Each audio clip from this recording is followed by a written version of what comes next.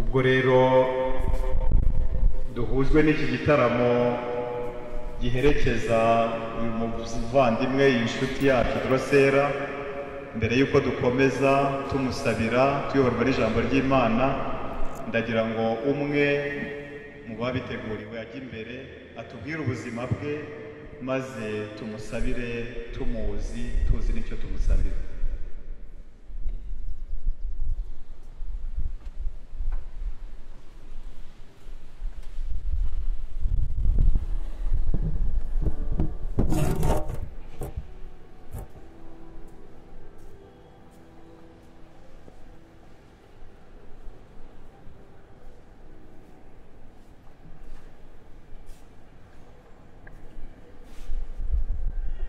Kristo yazakozwe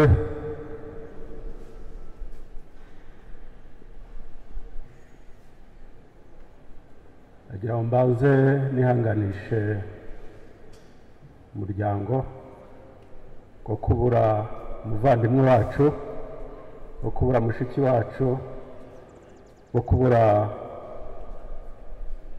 umuvandimwe muri make IP niyo saba Drosera yavutse tariki ya 2 z'ukwezi kwa 4 1981. Ejo niho yari kuzuzuza imyaka 42. Yatabarutse tariki ya 26 z'ukwezi kwa 3 2023. Yavukiye mu Rwanda, intara y'Iburengerazuba, akarere ka Rusizi, umurenge wa Nyakarenzi. Amashuri abanza yayigiye kuri Ecole Primaire Cyangugu, uruhande rwa Cathedrale ya Cyangugu abahazi. Amashuri yisumbuye yayize aho bita mu Mataba muri Sainte Famille Nyamasheke. Kaminuza yayize mu ishuri rya polisi riri Musanze. Akaba ari umwana wa 5 mu muryango w'abana 8. Yashakanye na Kayitare Rubega Roger, bakaba barabyaranye abana 2, umukobwa n'umuhungu, ari bo Keza Munezero Elvera na Mucyo Rubega Elia. Akaba yitabye Imana, yari umupolisi w'igihugu. Murakoze, ubwo ibindi turaza kubiganiraho kubivuga mu gihe cyabyo. Murakoze.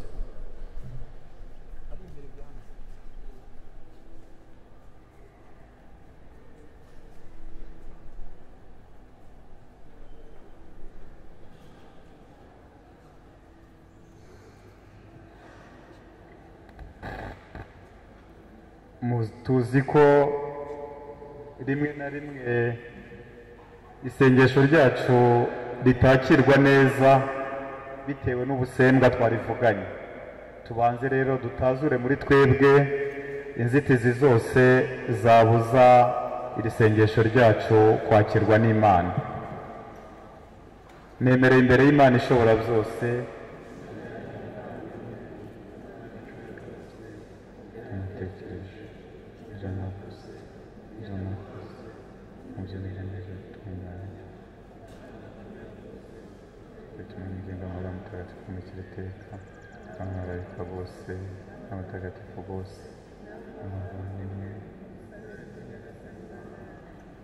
Imana ishobora byose nitubabarire idukize ibyaha byacu maze izatugeze mu bugingo bw'iteka.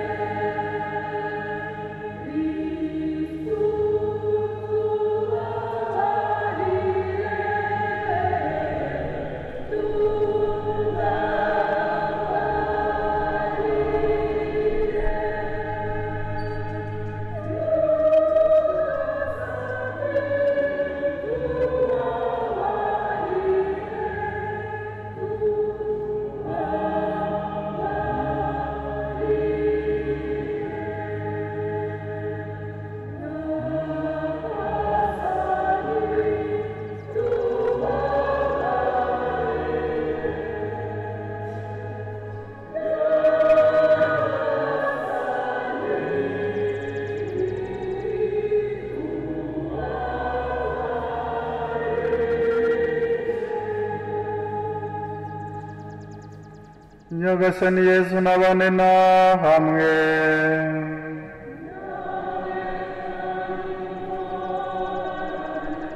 Dusabe.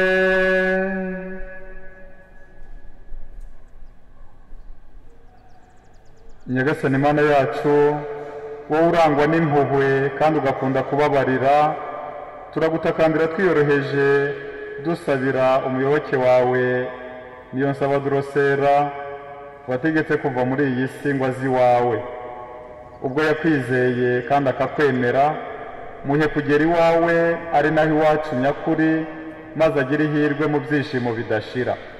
Kubwa Yezu Kristo umwana we n'umwami wacu, Imana mubana mugatekana mwe bwa Roho Mutagatifu, uko ibihe bihora bisimburana iteka.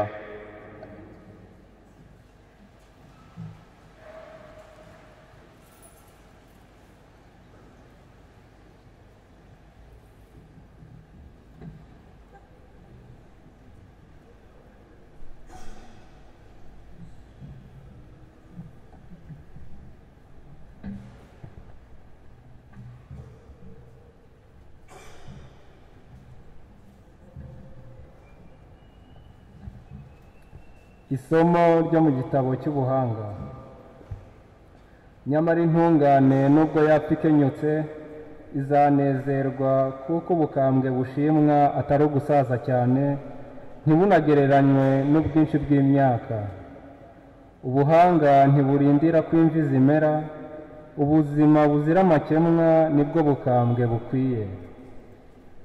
Intungane yanogeye Imana maze irakundwa, ariko yimurirwa ahandi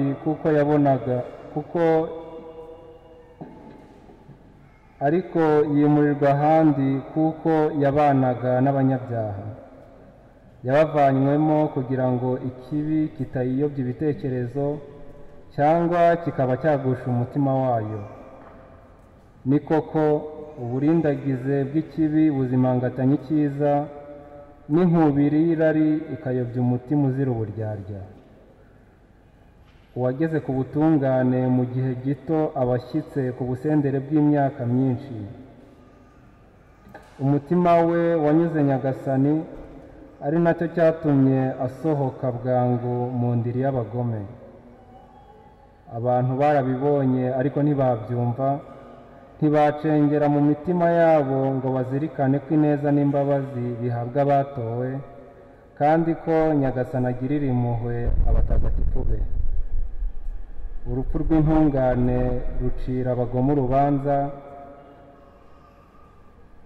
umuto ukenyutse akarucira umukambwe warambye mu bugiranabi. Bazabona rero urupfu rw'umunyabuhanga, ariko ntibazamenya icyo Nyagasani amushakaho n'impamvu itumye amuvanaho. Bazitegereza maze babihinyure, ariko Nyagasani abaseke. Iryo ni ijambo ry'Imana.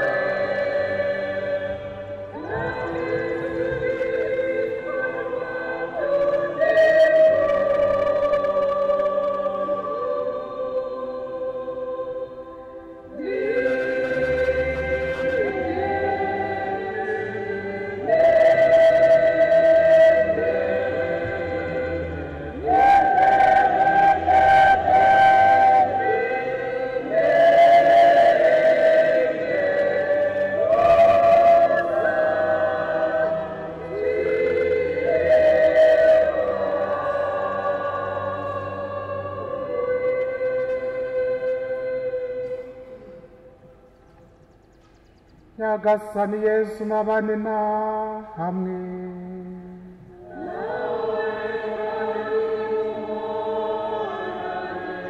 Amagambo yo mu Ivanjiri ntagatifu uko yanditswe na Matayo.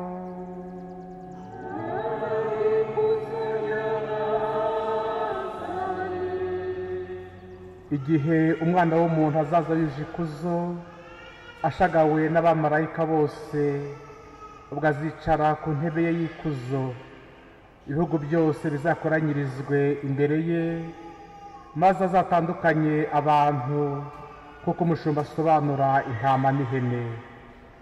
Azashyira intama iburyo bwe n'ihene ibumoso. Nuko rero umwami azabwire abari iburyo bwe ati, nimuze abahawe umugisha na Data, muhabwe ingoma mwateguriwe kuva isi ikiremwa.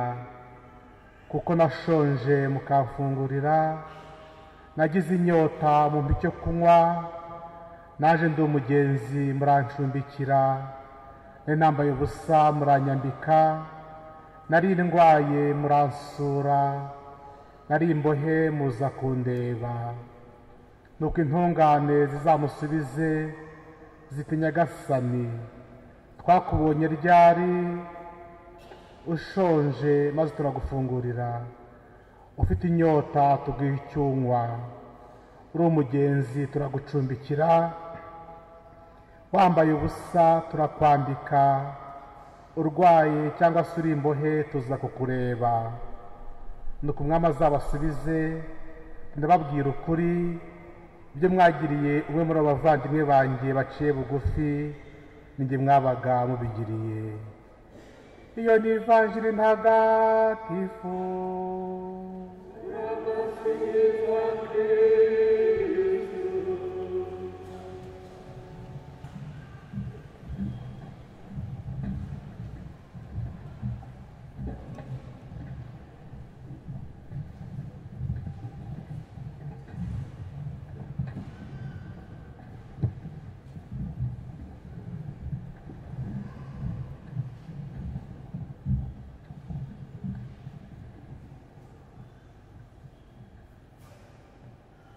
Kristo Yesu akuzwe. Imbere y'ibanga ry'urupfu abantu bazirikana ubuzima, maze muri uko kubuzirikana mu gitambo gitagatifu nk'iki, muri iki gitaramo cyo guherekeza umuvandimwe nka Drosera, tukazirikana nko ku bintu bitatu. Mbere na mbere ari kumwibuka, twibuka uko twabanye, uko yatubaniye, ibyo twasangiye n'ibyo twenda tutasangiye twagombaga gusangira. Twarangiza kumwibuka, noneho tukarangwa n'ukwemera, ukwemera twerekezwaho na buriya buhanga batubwiye.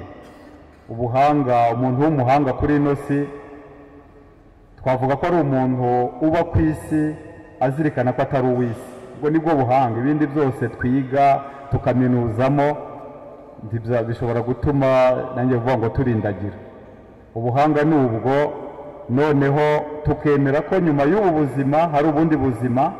Ubwo buzima bugategurwa n'abantu biyemeza kugira ubu buzima buzima, kuko ari igihe ubuzima tubuzimya, kandi ubuzima buzima bugomba gushinga ibirindiro. Ahangaha mu Kinyarwanda cyiza baravuga ngo ubuzima buzima bugira imizi mizima.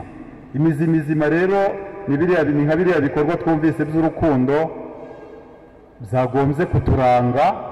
Iyo babivuze biriya bikorwa dusanga ari ibikorwa bitandatu. Hari n'icya karindwi bataba bavuze. Iyo bavuze ngo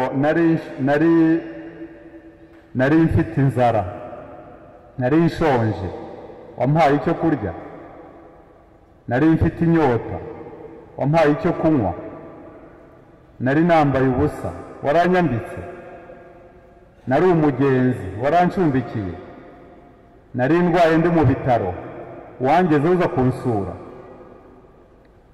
Noneho ibwo icya gatandatu kikaza kivuga ngo nari mfunzwe ndi mu buroko, waje kundeba.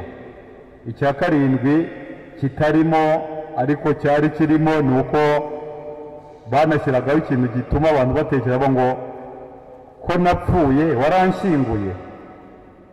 Kudashyingura uwapfuye, muzi ko ari nk'abantu bagira ibintu nk'ibikino ukabona ntacyo bintu bibabwiye. Abandi baba bari nko gushyingura, abandi bakaba bari kwikinira nk'igisoro bakina. Kudashyingura rero witabye Imana ngo umuhe icyubahiro, umuherekeze mu buzima yarerewemo, ubuzima yakuriyemo nk'ubu bw'ukwemera, umuturira igitambo cya misa nka Drosera wabanzwe ari uko kwemera. Nacyo ni icyaha imbere y'Imana tuzabaza, handi bazaguha ati kuki utashyinguye, ntiwanshyinguye napfuye. Nacyo ni icyaha. Ibyo rero nabyo bitugarira ku cya gatatu. Iyo tumaze gukora ibintu turangwa n'ukwemera, noneho turibaza tuti urupfu nk'uru ruguciriye ayahe marenga? Mu Kinyarwanda ngo iyo inshuti itakuburiye byibuze igutungira agatoki. Iyo umuntu apfuye by'umwihariko nko azize agisida, natwe turi abagenzi mu buzima bwose, ariko duhora tugenda dufata imodoka tugira dute, uribaza uti urupfu rwe rurampa gufata izihe ngamba, ruranshira ayahe marenga y'uwo ngomba kuba n'icyo ngomba gukora. Ibyo rero bitume umwanya nk'uyu duhawe tuzirikana ku buzima nyuma y'urupfu, duhereye ku buzima bw'iyi si buzima, kuko turi abagenzi kuri ino si, ari nabyo byagombye gutuma tuba ku isi tuzi ko tutari ab'isi. Tumurikiwe n'ijambo ry'Imana twumvise, twibaza ibibazo bitatu n'ibisubizo byabyo. Buri wese ashobora no gutanga ibye, ariko n'ijambo ry'Imana ikaduha ibisubizo. Ikibazo cya mbere twakwibaza, aha ngaha ndi kuri iyi si nahaje nde? Ukazirikana ku ibanga ryo kuvuka. Wavutse uti? Wahaje uti? Wahaje wabajije Imana aho ushaka kuvukira? Mutagatifu Agusitini uzavuga ngo Imana yaturemye itatubajije ntizadukiza ntacyo dukoze. Ubwo uzirikana ngo aha ngaha ndi nahaje nte? Uko wahaje rero, Imana itakubajije, Nyir'umuringa yaje akongera akisubiza. Ikibazo ntabwo kiri mu kwisubiza, ahubwo kiri ku kuntu agusanga igihe cyo kwisubiza iyo kigeze. Aha ngaha ndi nahaje nte? Ikibazo cya kabiri, aha ngaha ndi mpari nte? Kuri ino si nyiriho nte? Iyi si nyiriho nte? Ukabyibaza. Iyo umuntu atazi igihe azapfira, hari imyitwararike n'imyitwarire yagombye kumuranga. Bajya bavuga ngo utazi akazaza yitera akazana. Akazaza ni nk'uriya munsi w'urupfu rwanjye ntazi. Akazana ni uburyo nitegura uriya munsi. Iyo witeguye kuri ubwo buryo rero, ushobora kuvuga uti aha ngaha ndi mpari nte? Mpicaye nte niba nicaye ntuje? Mu muco wacu hari igihe bavuga ngo uwicaye nabi ngo ababaza imbere ye uko wicaye. Wicaye ute? Hari n'igihe ushobora kubaza abantu uti urifuza gupfa umeze ute? Nubwo umuntu atifuza gupfa, ariko umuntu azapfa. Urateganya kuzapfa umeze ute? Umuntu wese ashobora gutanga igisubizo uti ndifuza kuzapfa ameze nte. Mu bisubizo ushobora gutanga ibisubizo byinshi. Uvuga uti hari ushobora kuvuga uti ndifuza cyangwa ndateye kuzapfa ndyamye. Nabyo byaterwa n'uburyo uryamye. Uryamiye amajanja, uryamye ute? Ndifuza kuzapfa mpagaze. Gupfa uhagaze nabyo ni ibindi bindi, no mu Kinyarwanda ari cyo bivuga. Uhagaze ariko biterwa n'uburyo uhagaze. Ushaka kuvuga ngo uhagaze by'ubu. Ndifuza gupfa nicaye. Wicaye ute? Ibyo byose ukabyibaza, kuko ntabwo uteganya biriya ntacyo ukora. Aha ngaha ndi mpari nte? Icya gatatu, aha ngaha ndi nimpava nzajyahe? Bajya bavuga mu bintu byinshi ko uwahinze umuyaga asarura umuhengeri. Wabivuga ku buryo ngo uwahinze ibitotsi asarura ingonera. Nabyo ni byenda gusa, nubwo ibya mbere umuntu abishyize mu kinyabupfura. Nimva kuri ino si nzajyahe? Nzakirwa nte? Neza cyangwa nabi? Bajya bavuga ko mu gihe cyo gupfa ugeze imbere y'Imana, amagambo ni abiri. Ijambo ryiza nyine ryarembe twumvise mu Ivanjiri kuri uriya muntu waranzwe na bya bikorwa twavuze by'urukundo, yabwiwe ijambo ryiza. Nuko mugaragu mwiza kandi w'indahemuka. Ubwo budahemuka nicyo kintu cy'ingenzi mu buzima. Wabaye inyangamugayo muri bike nagushinze, ngwino ngushinge ibisumbyeho wishimane na shobuja. Iryo jambo duhereye no ku buzima batumurikiye bwa Dorosera, twabimwifuriza tukanazirikana tumwibuka uko yabayeho, uko yari ateye, atuje cyane, atuje, ukabona umuntu witonda. Ngewe duhura ambwiye ko agiye kujya mu gipolisi n'ubwitonzi bwe nari muzi yiga no mu babikira mu Mataba, namubwiye ntuzabishobora nubwo kwitozi bwawe.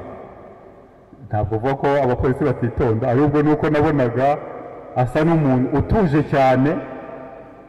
Noneho natekereza ubutumwa bw'abapolisi nkibaza uko azabushobora muri ubwo bwitonzi bwe. Noneho no mu buhamya baduha cyangwa baza kuduha n'abamuzi, nanjye ndamuzi, ugasanga icyo kintu nuko nawe iryo jambo Nyagasani nubwo tumusaba ngo abimubwire, ariko nawe ubwe yarabyiteganyirije. Nuko mugaragu mwiza kandi w'indahemuka, wabaye inyangamugayo mu byo nagushinze, mu byo igihugu cyagushinze, ngwino wishimane na shobuja. Ibyo ngibyo rero bituma natwe tubavana isomo ryo kumenya kwiteganyiriza mu gihugu cyacu. Igihugu cyacu si iyi si, ufashe igihugu nk'iyi si dutuye, ariko utekereze ko hari indi si uzabaho nurangiza gutura kuri ino si, kuri ubu butaka. Iyo si rero aribwo buzima bw'ejo hazaza nyuma y'urupfu. Tuvuga ko hakurya y'ubu buzima hari ubuzima, ngo hakurya y'imva hari ubugingo. Ubwo buzima tugomba kwiteganya, tugomba kubuteganya. Ibanga rero riguniye mu bisubizo waho ibyo bibazo uko ari bitatu. Ahangaha ndi nahaje nte, ahangaha ndi mpari nte, nimpava nzajya he, bitume ducengera mu kubisubiza neza, bitume tumenya kwiteganyiriza mu gihugu cyacu, kuko iwacu atari ino, ni hakurya y'imva hari ubwo bugingo. Aho ngaho kumenya kwiteganyiriza biducira amarenga y'ibintu byinshi twakora. Wavuga uti umuntu yakumenya kwiteganyiriza gute? Hari abantu batatu, ubwo ni umugani, abantu batatu nyuma ya Jenoside yakorewe Abatutsi barahunze, bahungira mu gihugu cya Kongo. Bahungiye muri icyo gihugu bamaze gushira impumu y'ibyabirukansaga. Tuzi ko ngushize impumu rimwe na rimwe yibagirwa icyamwirukansaga. Batangira gutekana, buri wese yiga uburyo bwo kwiteganyiriza kugira ngo ubuzima bukomeze. Noneho uwa mbere, ubwo bari muri Kongo nyine, yiyemeza kwiteganyiriza mu matungo, yorora. Yabonaga abantu baza, wenda ari n'ibushi, azi ko ibushi bakunda inyama, bazajya bagura inyama, amata azaboneka, azabona amafaranga menshi aturutse ku butunzi bwe. Arorora ku buryo bugezweho bwa kijyambere. Uwa kabiri aramureba we mu kuzirikana uburyo bwo kwiteganyiriza, waravuga ati dore impunzi ziri kuza ari nyinshi, reka niteganyirize nubaka amazu, maze abazajya baza bajye bacumbika, bampa amafaranga ngire, nongere ngire ubuzima nakwita ko bugenda buba buzima ugerageje n'ubwari bumaze kuzima. Nawe yiteganyiriza mu mazu. Bose bari kwiteganyiriza kandi ni byiza, kwiteganyiriza ntabwo ari bibi. Uwa gatatu arareba ati ko turi muri Kongo, turi impunzi, hari n'ibindi amateka yacu atwereka ko impunzi zigeraho zigasubira mu gihugu cyazo bazirukanye cyangwa zitashye ku buryo bwose byakorwa. Ko nasize umukecuru nanjye vonga imusozi i Rwanda, udufaranga twose ngenda ndonka nagiye nkohereza muri banke, ko banke zigikora, nkatwiteganyiriza muri iyo banke, n'umukecuru akajya avanaho dukeya two kumutunga. Igitekerezo aragihamya, nawe abigenza atyo, akajya yohereza ku mafaranga abonye, akacamo igice kimwe akacyohereza muri banke i Rwanda. Ntawamenya. Bose batatu bariteganyirije. Haje kuba rero, nuko ari umugani nyine, haje kuba igihe abategetsi bari aho bari baravuga bati turambiwe Abanyarwanda, buri wese nasubira iwabo i Rwanda, kandi agenda uko yaje, ntawazanye ibintu aha, byose mu rubisige aha, buri wese agende. Bazajya bambuka basubira iwabo ku mupaka, dusuzumye ko umuntu asubiye uko yaje. Wishyire mu mwanya w'abantu batatu, uwatashye atekanye ni uwuhe? Bose bari bazigamye biteganyirije. noneho rero batangira kureba buri wese akareba ibyo yiteganyirijemo. Inka ntashobora kuzambukana uko bitemewe, amazu ntayaterura. noneho wa wundi wa gatatu rero witeganyirije yohereza akajya yicinya icyara abwira ba bandi atari ku bundi mwajyaga kubaka muri Kongo muzi ko muri abakongomani kuko mudatareba ko wowe se wororaga ahangaha utekereza ko izo nka ari izawe kandi bashobora kuzirya uko bishakiye. noneho ba bandi baravuga ati ariko nawe ntukajye ducunaguza, niba Imana yarakuriye akara kagacengera, hari igihe Imana turya akara rimwe na rimwe ntumenye ko yakakuriye. Burya n'ibibazo duhura nabyo kuri ino si bitugwirira ni nk'uburwara Imana ibituriye. Mu Kinyarwanda baravuga ngo ujya kugaya ubuto bw'ibuye arirya urwara kumva, arirya uvuga ngo kariya kabuye cyangwa ubuzima nta kibazo, uzakande uzarya urwara ibuye urebe uko bikumerera. N'Imana arirya iturya urwara, ubwo ndi no kubyerekeza ku rupfu nk'uru nguru rwa sida n'izindi mvu nazo ziducira urubanza. Ariko Imana ibibaye nk'ikuriye akara, wicaye ute muri ino si? Urateganya ko uzayivamo? Urabiteganya, urabizirikana? Kuko ikibazo si ukuhaba no kuhava, ariko uzi ko byose bihaba uzahaba. Warahaje uzanahava, ikibazo si ukuhava, ikibazo ni uburyo uzahava. Natwe rero mu kuzirikana kuri uko kwiteganyiriza, urupfu nk'uru ruducira amarenga yo kumenya kwiteganyiriza mu gihugu cyacu. Igihugu cyacu ndavuga si igihugu, mu buzima bwacu, kuko ubuzima nyuma y'ubu buzima ari bwo umuntu azabaho igihe kinini. Ni ngombwa rero ko butegurwa, ntiwitwaze gusa ngo Imana izagira impuhwe. Hari igihe unavuga ngo Imana nayo ni Imana izirwariza, ariko kwirwariza ko Imana igira aho ihera. Bajya bavuga mu muco ngo na ryangombe agira aho ryangombera, si ugupfa kugira gusa. Imana izahera he? Imbwira ririya jambo ryiza twifuriza ko Drosera yabwirwa, nuko mugaragu mwiza, ngwino wishimane na shobuja.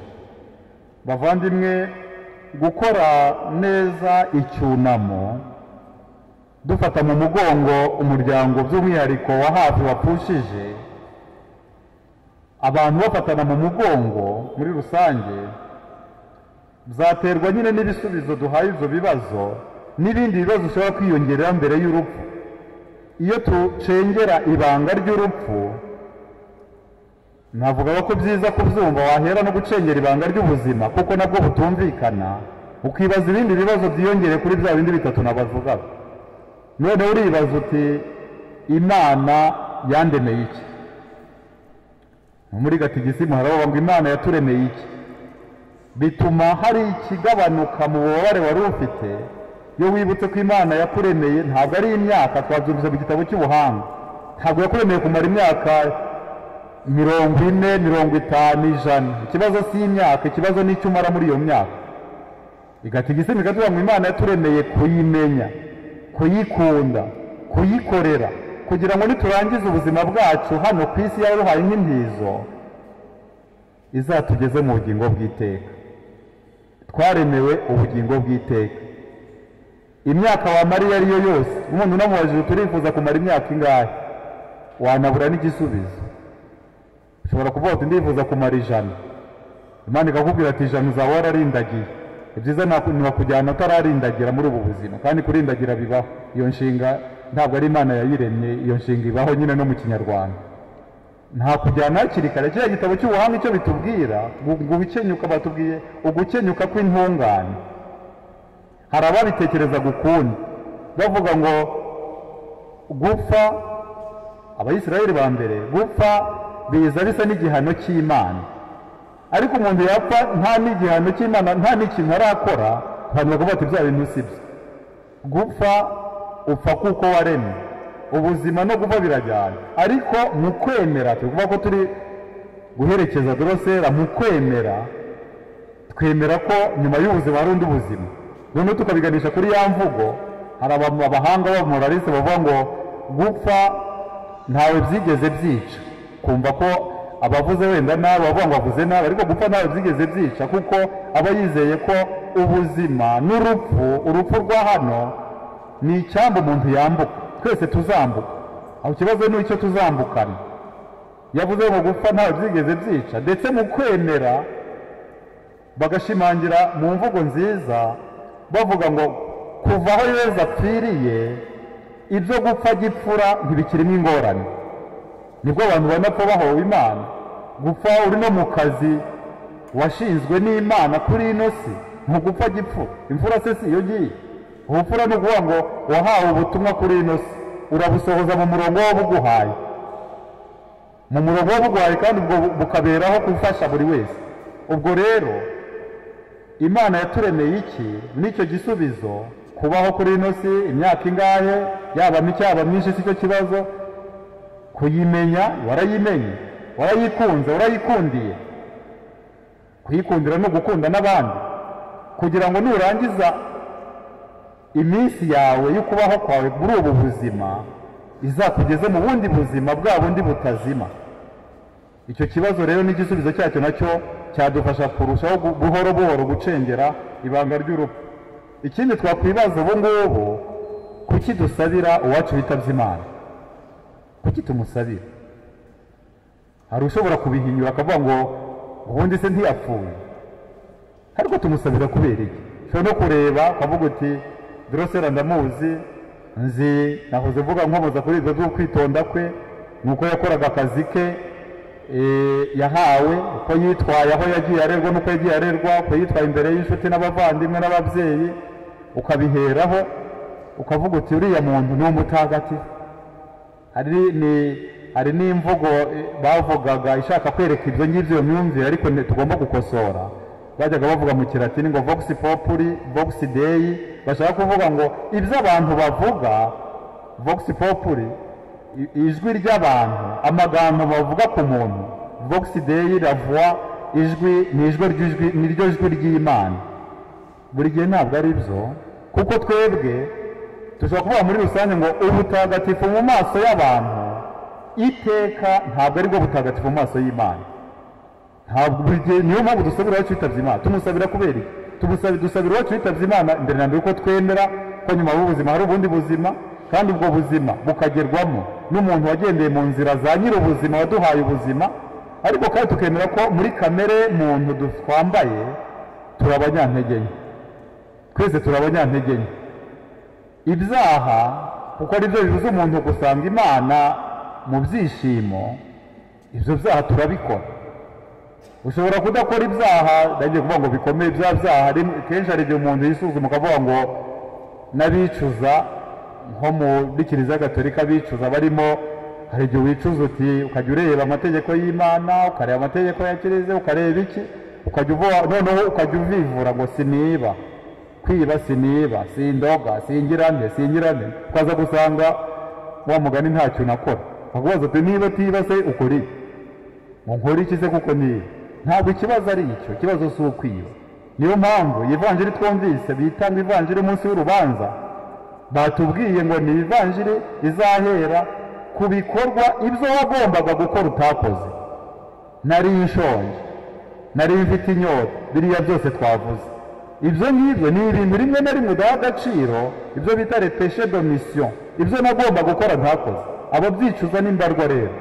niyo mpamvu imbere y'Imana n'inkuba idukubise nk'uko nagisida ikubita, nk'uko yakubise Drosera, tuba tuzi ko nubwo bwose umuntu ari mwiza, ariko hari n'ibyo ngibyo ashobora kuba yaribagiwe, atibagiye gukora. ibyo rero bikemurika cyangwa se bikirizwa mu isengesho nk'iri riba ryaduhuje. buri wese amaze kubwirwa ubuzima, ibanga ry'ubuzima bwamuranze, uvuga uti ngiye kugira icyo musabira. buri wese ndagusabira iki? hari ikintu ashobora kubereranya. hari n'igihe umuntu adashobora kwakirwa n'Imana bitewe nanjye. buriya ashobora kukubuza kujya mu ijuru, ushobora kubikuzana. ushobora kuba nk'uwaje ugize Imana ukarwaza umurwayi wawe, ukamutera gucumura. by'Abanyarwanda baba gutera umuntu gucumura, ukajya umutera umushiha agapfa, igihe nanjye vuga ngo igihe kitarajya, agapfa nyine atarava muri wa mushiha wamuteye. natwe rero dusabira iwacu, bamusabira ibyo yaba ari ibyaha yaba yarakoze, ntabone umwanya wo kubyicuza, cyane cyane imbere ya agisida. hari ibyo atakoze yashoboraga kuba yakoze nk'ibyo bikorwa by'urukundo, ariko hari n'ibyo ushobora kuba naramuteye. Hari igihe umuntu apfa yitaba Imana ukavuga uti ajyanye umwenda wanjye, umwenda w'ikintu nagombaga kumukorera ntamukoreye, kandi icyo gihe byaramubabaje. Kuba byaramubabaje ntibyatumye ashobora kumbabarira. None se ntajya icyo ngicyo, kuko iyo tuvuze ngo urukundo ariho Imana izahera iducira urubanza, urukundo ntabwo ari ikintu cy'ikirere. Urukundo bavuga ko rugizwe n'impande enye. Uruhande rwa mbere rw'urukundo ni ugufata buri wese nka mugenzi wawe. Mugenzi wawe ninde? Icyo kibazo cyabajijwe Yezu abacira umugani w'umunyasamariya w'impuhwe, ba bandi banyuze imbere y'umuntu wari waguye mu gace k'amabandi, barihitira bahereye ku bapadiri n'abarevite abanyamategeko, haza umuntu badafite icyo bapfana, atamuzi, badahuje akarere, badahuje ibyo bavuga byose, amadini, ubwoko n'ibiki byose, ariko amwitaho. Ibyo adashoboye gukora avuga ngo amushyira muri hoteli no kuba mugati, muzamwiteho, ibyo muzamutanga byose nzabyishyura. Icyo ngicyo ni ugufata umuntu wese nka mugenzi wawe. Ni uruhande rwa mbere, ubwo ntiruhagije. Uruhande rwa kabiri hakaza noneho umwanzi wawe, umuntu wakugiriye nabi. Imbere y'umwanzi ivanjiri iratubwira ngo ahari inabi uhaganjisha ineza, ni Pawulo mutagatifu ubivuga. Aho ngaho ni uruhande rwa kabiri. Umwanzi wawe nawe ugomba kumukunda kuri ubwo buryo, icyabi cye ukagikosoza icyiza. Uruhande rwa gatatu ni imbabazi, izo nsaba Imana n'izo ntanga. Uruhande rwa kane noneho rwa nyuma ni igihe kubera urukundo ushobora kwitangira abandi kugira ngo babeho, batanga ubuzima bwanjye kugira ngo abandi babeho. Niryo tegeko Yezu yaduhaye, ngo nimukundane kandi mukundane nk'uko nabakunze. Ntabwo ari nk'uko wikunda. Hari abavuga ngo itegeko ibyo ni isezerano rya kera.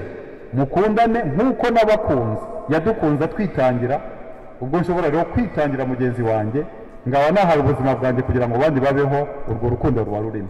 Izo mpande zose rero tukabira iwacu bitavye Imana, tuzirikana ko izo mpande zose atazubahirije 100% kuko ari umuntu yambaye kamere muntu, kandi kamere muntu iraducumuza. Ngira ngo rero nawe twahera twibuka impamvu tumusabira, twibuka natwe kumenya kwisabira kugira ngo tujya mu murongo w'Imana. Ni umurongo bajya bavuga ngo inzira igana Imana ni inzira ifunganye, ngo abibyihare nibyo bazayigendamo neza. Ariko naho ngaho iyo twicuza neza tujye tumenya ko bya bindi dukora dutangira igitambo cya misa niho ugomba kujya wicuza. Mu byo natekereje, tuvuga ngo ko nacumuye rwose, mu byo natekereje, kandi turabitekereza. Mu byo navuze, ibyo wavuze nabyo ukabyicuza. Hari igihe mvuga amagambo mabi. Mu byo nakoze, kenshi twicuza ibyo twakoze gusa. Mu byo nirengagije gutunganya, ni biriya bikorwa by'urukundo twirengagiza. Iyo usuzumye rero ukisuzuma nk'umuntu, ugasuzuma mugenzi wawe witabye Imana, usanga ibyo 100% bidashoboka. Akaba ariyo mpamvu tumusabira kugira ngo Imana imwakire. Kandi isengesho ryacu rifite ubwo bubasha. Hari umwepiskopi Musenyeri wigeze apfa, yarakoze ibikorwa by'indahangarwa, kandi ibyo byarabaye. Yarashinje za ruferina zo kwita ku bana b'imfubyi, yarubatse amavuriro n'ibindi bikorwa by'urukundo byinshi. Amaze gupfa, iyo miryango yari yarashinje harimo n'umuryango w'abirirwa basenga, bariya bita aba contemplative, baberaho gusenga basabira isi nabo bisabira. Barangije babonye apfuye, mwabahereye kuko bari bamuzi, baravuga ngo atagiye mu ijuru ntiryaba ribaho, nta mpamvu yo kumusabira, ahubwo azadusabire. Baramwihorera, arapfa nyine. Amaze gupfa anyura nyine, yo twemera ko hari ahantu hatatu umuntu ajya mu ijuru, muri purigatori no mu muriro. Ntiyagiye mu muriro, ariko yagiye mu purigatori. Ahita agaruka muri purigatori, mufite ububasha bwo kuza ukabwira ba bandi ati ko mutankoreye icyo mwagombaga kunkorera. Araza abonekera muri ba bandi batajya basohoka, aramubwira ati ntimwirirwa musenga, nje kukugaya, nje no kugutuma kuri bagenzi bawe. Mwitwaje ubutagatifu mwambonanaga nk'umuntu w'intungane, ntimwagira icyo munsabira. None ndi mu purigatori, ndimo mbabazwa kugira ngo ntongerere ibyo byaha nzabivemo njya mu ijuru. Ndagusaba rero, genda ubabwire bose ibikorwa byanjye byiza byagezeho, bansabire. Nimara kuva aha ngaha nzi ko ububasha bw'isengesho nicyo bubereyeho, nimara kuva aha ngaha ngeze hariya nzagaruka mbikubwire. None ubwire na bagenzi bawe ko nsigaye mbabereyeho mbasabira, kugira ngo noneho namwe mwitwararike maze nimuzava muri ubu buzima muzahite mujya mu bwami bw'Imana. Agenda ababwira abo ngabo, babanza no kwanga kwemera ko yamubonekeye kuri ubwo buryo. Ababwiye bose batangira barapfukama bakamusengera bamusabira, ariko hashize igihe gitoya n'icyo bari bateganyije kitagezeho, yaragarutse avuga ati ndabashimira, genda unabashimire, isengesho ryanyu ryatumye mva hariya narindi, ubu ndi mu biganza by'Imana, sigaye ndiho rimwe mbereyeho, kuko mwebwe mugifite urugamba mukirwana. Gusabira iwacu bitabye Imana rero nicyo tumuziho, mpamvu tumusabira. Nkaba nasoza mvuga nti uyu muvandimwe wacu inshuti Drosera baranaturuzi kuturusha uko tumureba, tumusabire ngo aho yaba ataratunganyije ibyo yagomba gutunganya, kuko yambaye kamere natwe twambaye. Imana ntibimuhore, ni inyambo n'inyambabazi, kandi imbabazi z'Imana ni iz'igisagirane, ngo imbabazi zayo zisumbye kure iby'imanza ducira abantu. Tumusabire kugira ngo yakirwe bidatinze, maze yishimane nyine na shobuja nk'uko ivanjiri yabivuze, kandi urupfu rwe ruducira amarenga yo kumenya kureba kure nyine, tumenya kwiyubaka no kubaka ejo hazaza. Akaba ariho nasozereza, adusabire kugira ngo tubeho turiho, kuko hari igihe tubaho tutariho, duteganya ngo wenda tuzapfa ryari, ukiha n'igihe wazapfira ngo n'indwara ukaba wanywa n'imiti ngo ntuzapfa, ariko agisiza nk'iyi ikaza ikaguhitana. Tumenye kubaho n'icyo umuntu aberaho, dusabirane kugira ngo tumenye icyo umuntu aberaho. Ubuzima twahawe tuberaho iki? Ni utuntu dutatu nsozerejeho. Umuntu aberaho cyo Imana yaturemeye biriya byose, umuntu aberaho mbere na mbere kubaka. Nta muntu uberaho gusenya, twaremewe kubaka. Turarangamira ubuzima yagize, tuzirikana ibyo yubatse, ubuzima bwe yubatse, uko yubatse igihugu, natwe tumwigireho kumenya nyine Imana yitubwira ngo ujya wubaka. Kandi twubakane n'Imana, twubakishe ibikoresho by'Imana. Nitwubakana nawe azadutuza kuho twubatse, ku nzu twubatse. Mu Kinyarwanda cyiza baravuga ngo mwubakana agasenge n'umwana w'umwami, ejo akazakagutaraho. Kubakana n'Imana, niba twubaka ingoma y'Imana kuri ino izadutuza muri ya nzu twubatse mu bwami bwayo. Icya kabiri umuntu aberaho ni ukuba igisubizo, si ukuba ikibazo. Turangamiye ubuzima bwe, dushobora gusanga ahantu henshi yabaye igisubizo ahari ibibazo. No kwitangira igihugu mu butumwa mu kazi yari yagiyemo, nako ni ukwitanga. Ntitukagereho twanga kuba ibisubizo ahari ibibazo. Tumenye ko iyo wanze kwitanga bihinduka ibindi. Bajya bavuga ngo wima igihugu amaraso, ngo imbwa zikazayanywera ubusa. Itange ukora ibyo ugomba gukora. Ubwo ngubwo icya kabiri ni kuba igisubizo hari ibibazo bijyana n'icya gatatu, kwitanga kugira ngo abandi babeho, kwitanga kugira ngo igihugu kigarure ubuyanja, kwitanga kugira ngo tube mu buzima buri wese yishimiye kubamo. Muri iki gitaramo cy'ukarisitiya tugiye gutura, dusabe ibyo byose kugira ngo ubuzima twahawe nk'intizo tubufate gutyo, intizo tumenye ko ari intizo, maze tuyibeho turangamiye uwayiduhaye. Bajya bavuga ngo intizo ngo ikamwa amakaba ntikamwa amarindiro. Iyo ufite inka y'intizo cyangwa ikintu cy'intizo, ugomba kwitwararika uburyo uyikama, kuko atari iyawe, izakwamburwa. Nibwo buzima duhabwa. Nyir'ubwite yagaruka akavuga ngo ngwino, rimwe na rimwe ikatujyana tuvuga ngo igihe kitaragera, ariko kiba kigeze tutabyiteguye. Ariko duhore turi maso kandi twiteguye, kugira ngo umunsi wo kuva muri ino si ntuzadutungure, nubwo rimwe na rimwe iby'iyi si bishobora kuturangaza tukibagirwa ko turi abagenzi. Nyagasani Yezu nabane namwe.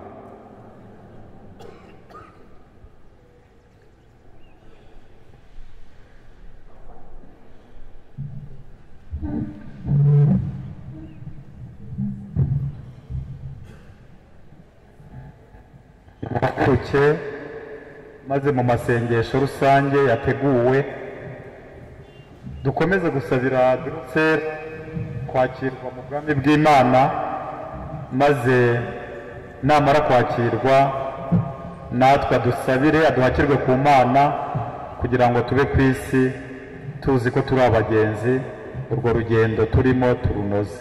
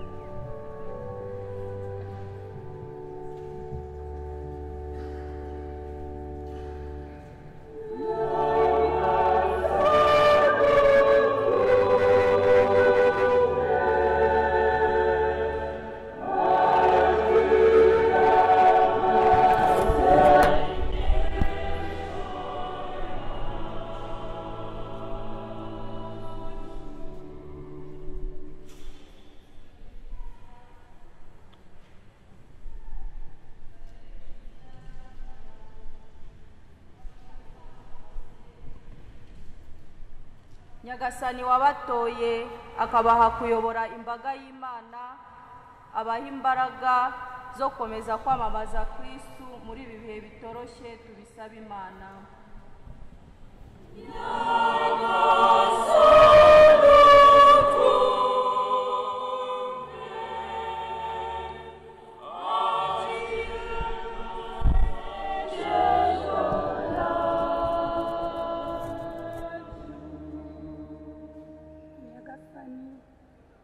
tugutuye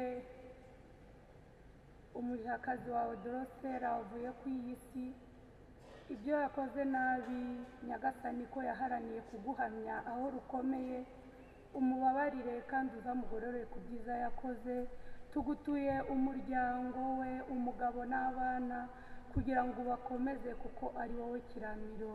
Tugutuye umuryango ashatswemo n'uwo avukamo, kugira ngo nabo ubakomeze, tubisaba Imana.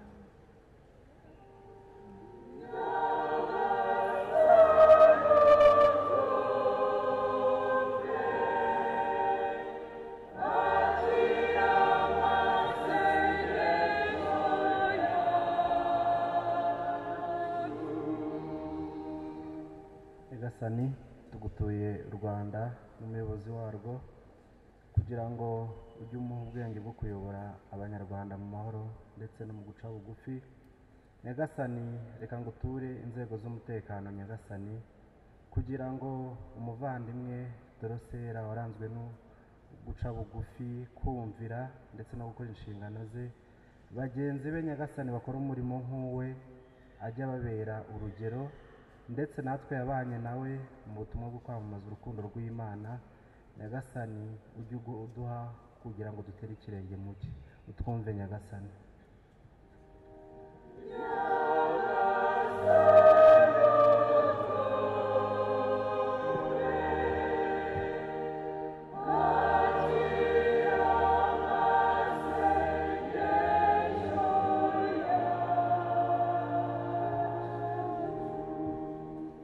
Natwe abateraniye hano twese Nyagasani, turagusaba kugira ngo uduhe umutima wo kugukunda. Urugendo nk'uru nguru umuvandimwe anyuzemo rutubere isomo, bitubere impamvu yo gutegura ubuzima bwacu, tudategura ubwa hano ku isi gusa, ahubwo twitegura no kuzabana nawe ubuziraherezo. Utwumve Nyagasani.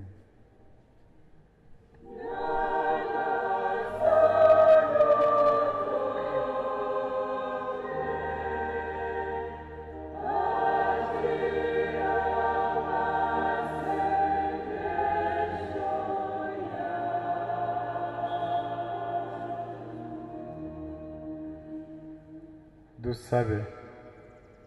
Mana yacu, wowe uzi ko imibereho y'abantu bo kuri iyi si ishegeshwa n'imibabaro y'amoko yose, harimo urupfu, umva ibyifuzo by'abagutakambira basabira Dorosera uyu, maze wakire amasengesho yacu, tuvuganye ukwemera, umwakire mu bwami bwawe. Tubigusabye ku bwa Kristo umwami wacu.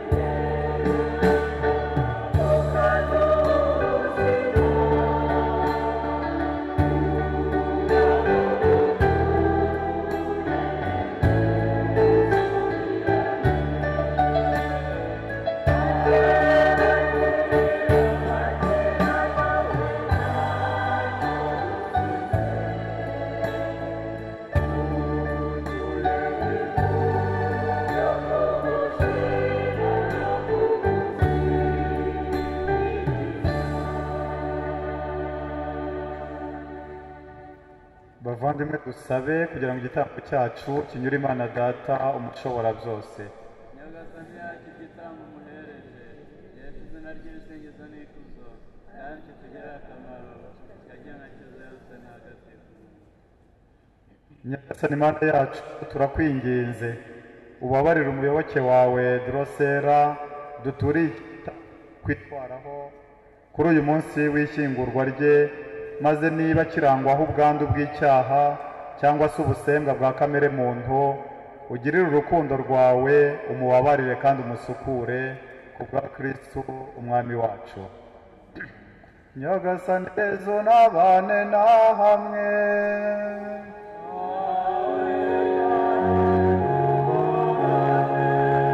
Imitima yanyu nihugukire iby'ijoro.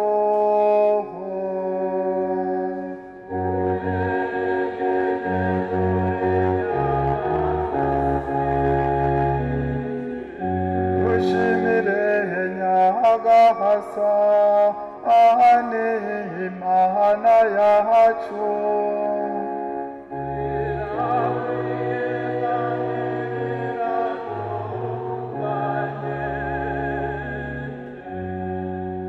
Ni koko birakwiye kandi biratunganye, ni ngombwa kandi birimo agakiza ko tugushimira iteka n'ahantu hose Nyagasani dawe nyir'ubutagatifu, Mana ishobora byose ugahoraho iteka.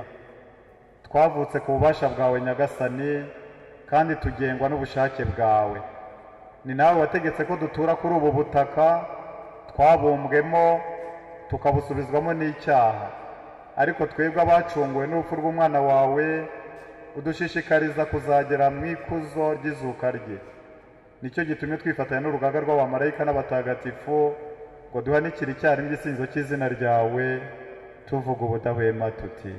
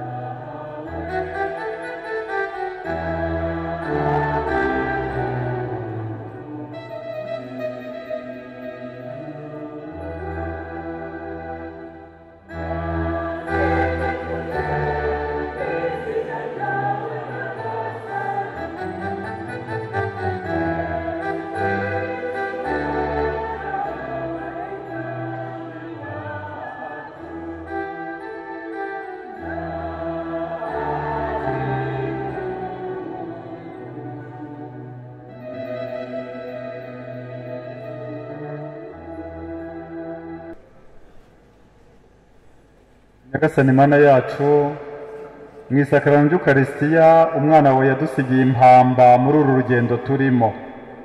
Ugirire iryo funguro maze umuvandimwe wacu Niyonsaba Drosera umuhe gusangira na Kristo mu bugingo bw'iteka ku bwa Kristo nyine umwami wacu. Bitewe n'uko tutashoboye kumusezeraho, ubu tugiye kubikora, tuzajya twibukiranya kuko tugomba kugeza byibuze saa 7:15 iminota 45 byose birimo. Tugiye kubanza kumusezeraho, noneho baduhe gahunda ikurikira n'ubuhamya ku buryo duza gusoza muri iyo minota 45 ndateka ihagije.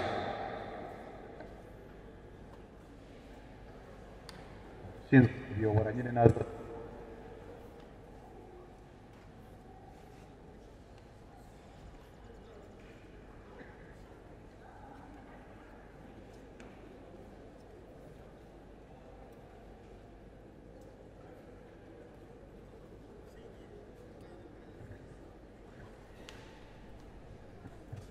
Kristo Yesu akuzwe. Reka mu izina ry'umuryango tubanze dushimire umusaserdoti hamwe n'itsinda bari kumwe muri iki gitambo cya misa tumaze gukurikirana hamwe na korali yaduherekeje mu ndirimbo zazo dukomeza. Ni ukuri Imana iduhana umugisha. Ababishinzwe rero kugira ngo dukoreshe igihe neza, ntabwo twabonye umwanya wo gusezera mu rugo, ariko tugiye kubikora.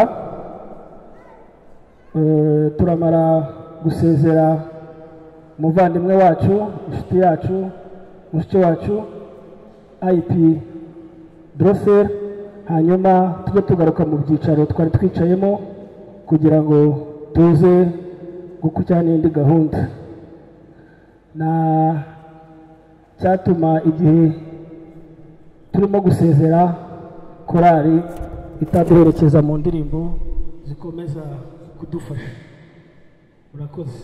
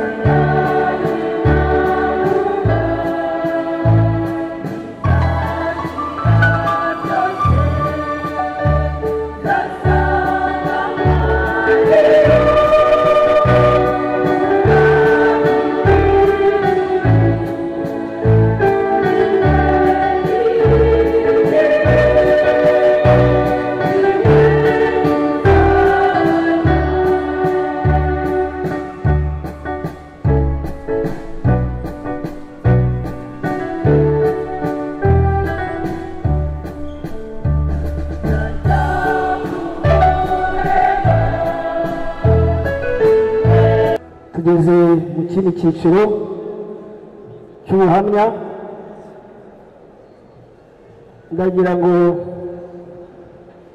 ku bantu bari bateguye gutanga ubuhamya, abo bitaza gushobokera cyangwa abo nari buhamagare umwanya wabo baraza kubutangira rusororo, ntimugire ikibazo rero. Reka mpamagare Roger yegere hari imbere, ariko kandi sabe n'abandi ababyeyi bamuhe hafi aze adusangize ubuhamya.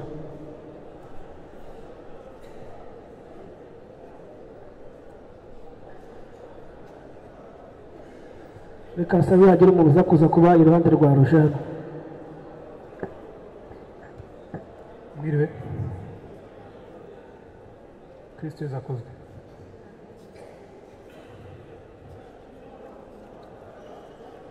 Muraza kunyihanganira kuvuga byinshi, sinzi ko ndabishobore, no kubona ibyo mvuga kuri Dorosera biragoye.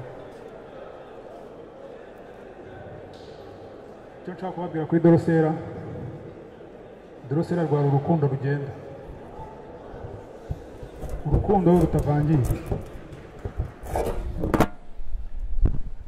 Dorosera yankundiye inshuti zanjye zose atavanguye. Dorosera yankundiye ababyeyi, abakunda nk'abe, bafata nk'abe. Mu gihe arakiriho nta na kintu bigeze bamuburana. Dorosera yakunze bashiki banjye tuva inda imwe, abakunda nk'abavandimwe be. Icyo namuhamiriza hano imbere y'abantu bangana gutya nuko Dorosera afite urukundo, akagira kandi no kwihangana.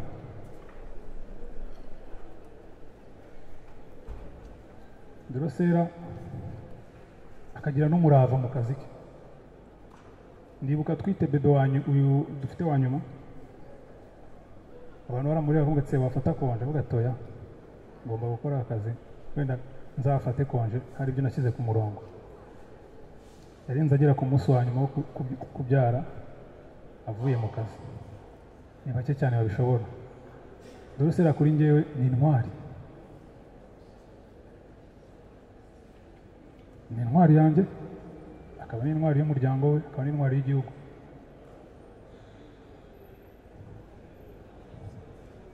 Ni byinshi namuvugaho, muvuze bwakwira bugacya. Ikindi navuga, ndasaba Imana imbabazi kuko nari narayirakariye cyane. Ndavuga ni gute umuntu twavuganaga agiye gutya, utamaye n'amahirwe ngo nongere mbonane nawe gutya.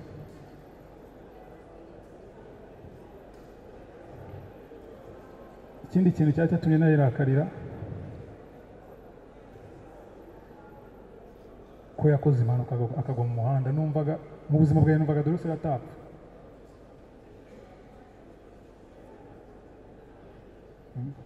Ejo nawe nganira n'abantu bavuga nti simbyumva, ni kuki Imana itaretse ngo agwe mu rugo basi ataguye mu muhanda. Ariko nisabye imbabazi imbere yanyu. Sheri wanjye igendere, uruhukire mu mahoro, ndagukunda kandi nzakomeza ngukunde, n'abana usigiye nzabarera kandi neza.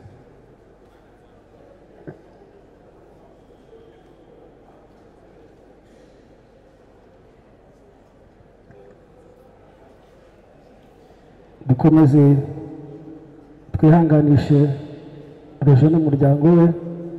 Ni ukuri muri bino bihe ntabwo biba byoroshye. Inkunga y'amasengesho, inkunga yo kuba umuryango hafi ni ngombwa.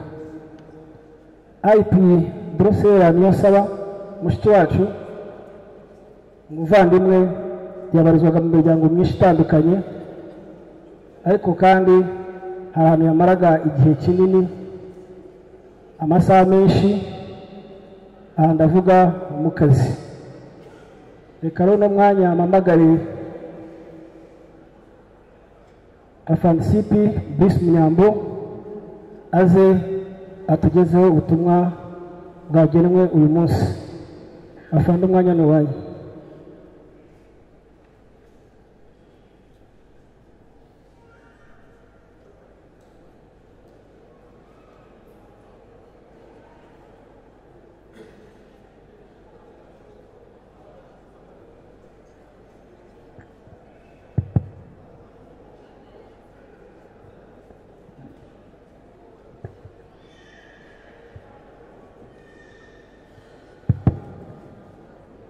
Murakoze.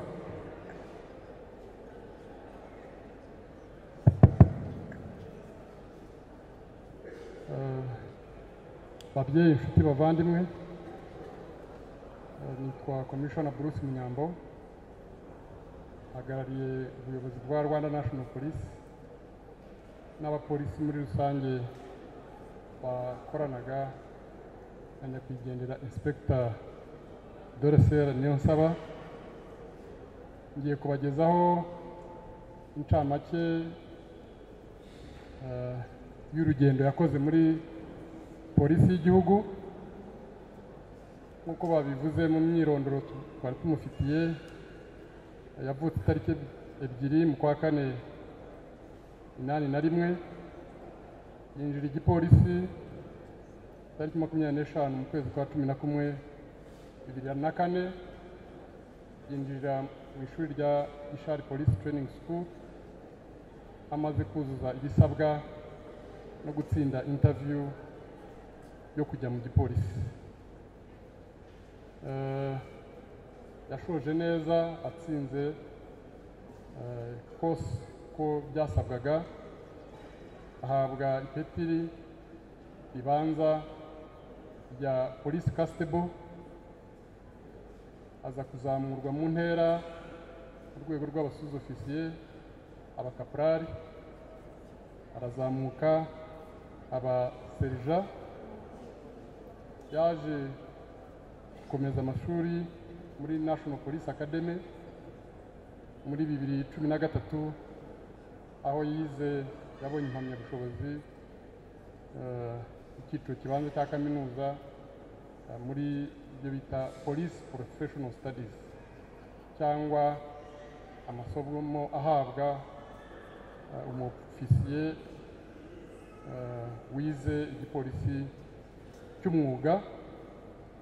Yakoze imirimo ye ahantu hatandukanye, harimo mu mujyi wa Kigali, yakoreye no muri unit ikorera mu mazi bita Police Marine. Aha kenshi ni akazi kaba katoroshye.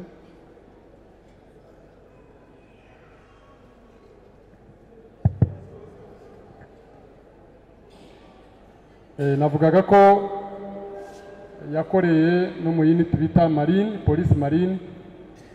Ni unit ikora akazi umutekano wo mu mazi, nayo ifite inshingano zikomeye, kurwanya abanyabyaha, abakora amagendo, abakora ibyaha mu mazi. Zari inshingano zitoroshye, ariko yazikoze neza. Nanone Inspector Dorcella yakoze akazi mu butumwa mpuzamahanga muri Darfur. Nako ni akazi umuntu yakoraga cyangwa ofisiye akora ari uko yatsinze ibizami neza. Hari benshi bijya binananira, harimo gutwara imodoka bita defensive driving, yarabitsinze. Harimo kurasa imbunda zitandukanye, kurasa ku ntego, nabyo yarabitsinze. Harimo ndetse no gukora ibizami byanditse bigaragaza kuzi Icyongereza n'Igifaransa. Iyo utsinzwe kimwe muri ibyo, ayo mahirwe ubu yatakaje, ariko we yarabitsinze, ajya mu butumwa mpuzamahanga kandi atanga umusanzu we. Ni ubutumwa nyine ukorera mu gihugu kiba kirimo intambara, kirimo n'imibereho bitoroshye. Nyine murumva habera intambara, haba hari risiki nyinshi. Ubwitange n'umusanzu we rero yarawutanze. nanone yaje guhabwa n'impeta z'ishimwe kubera akazi yakoze. Yabonye umudari bita Police Long Service and Good Conduct Medal, umudari uhabwa ofisiye ufite uburambe kandi witwaye na neza. Yabonye n'undi mudari bita Police Command Medal, nawe uhabwa umufisiye babonyemo ubushobozi bwo kuyobora igipolisi uhereye ku rwego rwa sitasiyo. Yanahawe n'umudari wa UN Peacekeeping Medal uhabwa ofisiye witanze mu butumwa mpuzamahanga. Anahabwa n'uwitwa Community Policing Ribbon, umudari uhabwa umupolisi wafatanyije n'abaturage witanze mu gukemura ibibazo by'abaturage. Ibi byose bigaragaza urugendo yakoze rwiza rw'indashyikirwa. Nanone twumvise ubuhamya bwagiye butangwa n'umuryango we.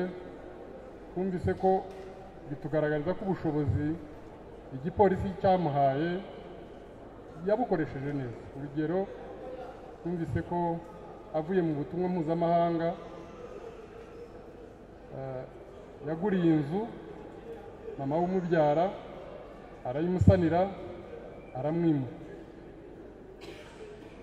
Nabyo bitugaragariza ko hari n'undi utabikora, cyane cyane wireba akabanza gukemura ibibazo bye, ariko kuba yarabikoze ni ibikorwa byiza bigaragaza kuzirikana ndetse n'uburere bwiza.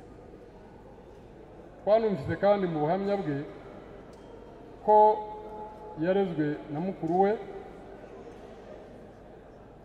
kandi uko yivugiraga avuga ko mu magambo yavuze ngo ntabwo yandishije umutima nk'umukobwa.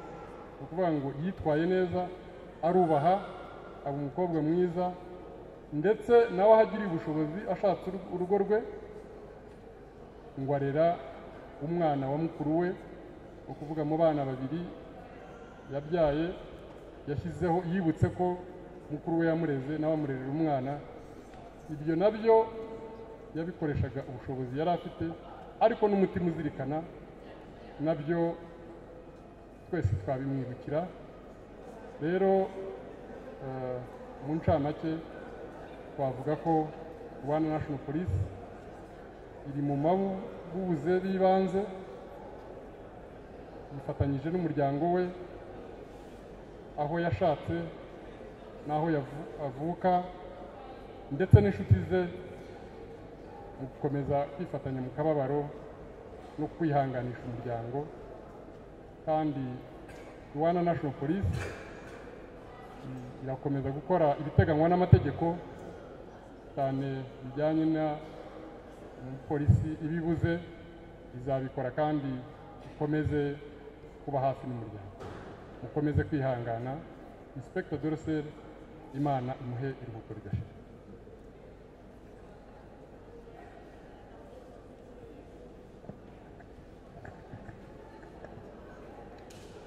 arakoze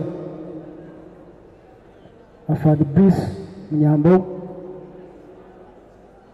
Reka uno mwanya tugusubize umusaserdoti kugira ngo igitambo cya misa gihumuze. Ubwo neguza protokole kugira ngo nayo biri hafi, hanyuma abandi bose bari bateganyijwe kutugezaho ubutumwa butandukanye turabikorera Rusororo ku irimbi rya polisi. Ni hariya Rusororo, ariko kugira ngo naza kugaruka hano nongera gusaba abantu bafite imodokari, bafite n'imyanya, bagerageze gutwara abantu kimwe na kwasiteri zihari zitwara abantu. Murakoze cyane.